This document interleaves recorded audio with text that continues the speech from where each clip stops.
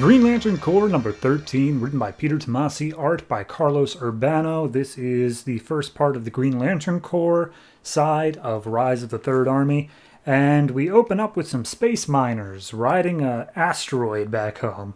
And they're just talking about their jobs, saying, oh, we're going to be rich after this score guy. And then all of a sudden, one of them starts freaking out because of an attack from behind.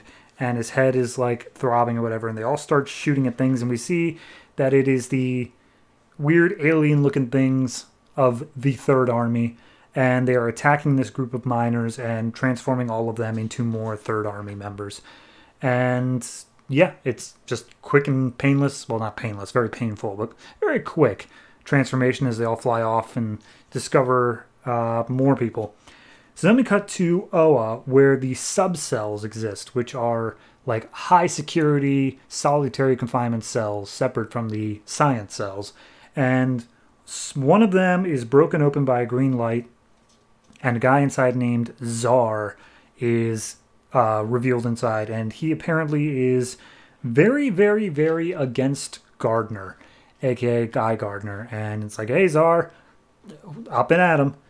So speaking of Guy, we then see in the Hall of Great Service that Guy is basically being officially promoted to that new role of Lantern Sentinel, where he's just one step above all the other Lanterns.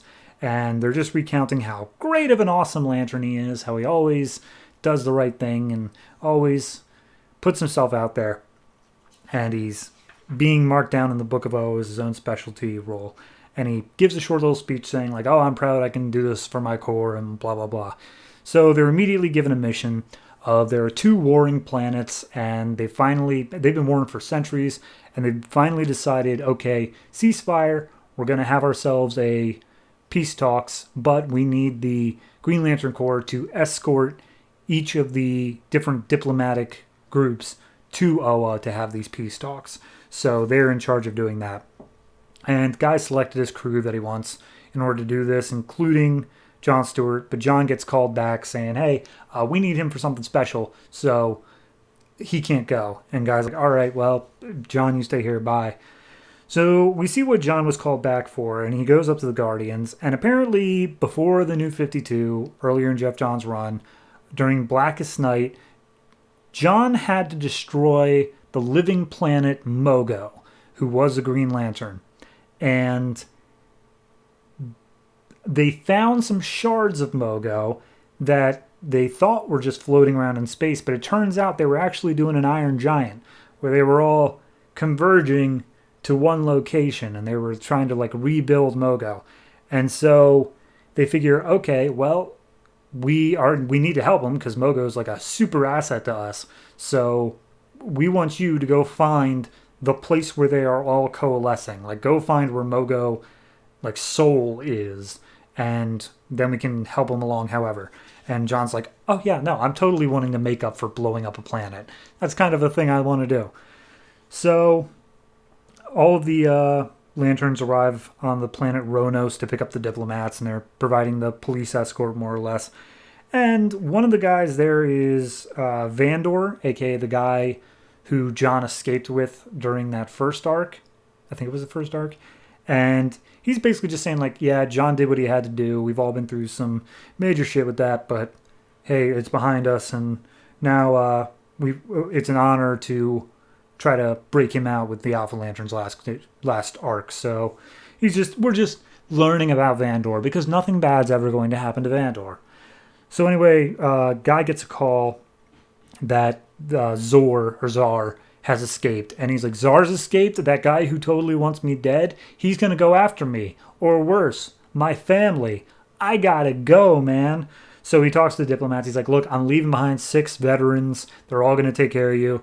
They're going to get you to Oa so that you can do your thing. But I got to take other 6 of them with me to Earth to protect my family from Czar. Okay, cool, bye.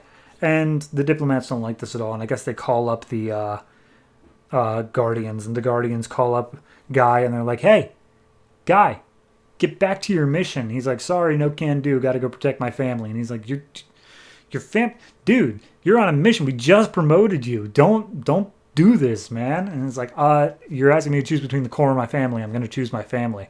And they're like, we expected better of you, guy. And he's like, why? I've never done anything to prove that. Peace out. I'm going to Earth. So they hang up the call, and then all the Guardians are like, wow, that was very predictable. We all knew he was going to do that, right? Cool. Hey, Czar, you can do your thing. Kill all the diplomats, please. So they're all flying to Earth. They've finally reached like Saturn. And as they're approaching Saturn, they're attacked by the Third Army. More specifically, Vandor is attacked by the Third Army. Who would have thought Vandor was actually in trouble here?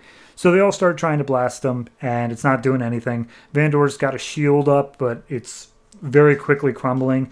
And eventually the shield breaks, and they immediately tear off the hand Vandor wears his ring on, which means no more constructs, no more power.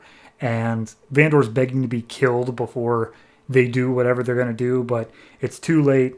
They officially turn Vandor into part of the Third Army, and now the rest of them have to fight.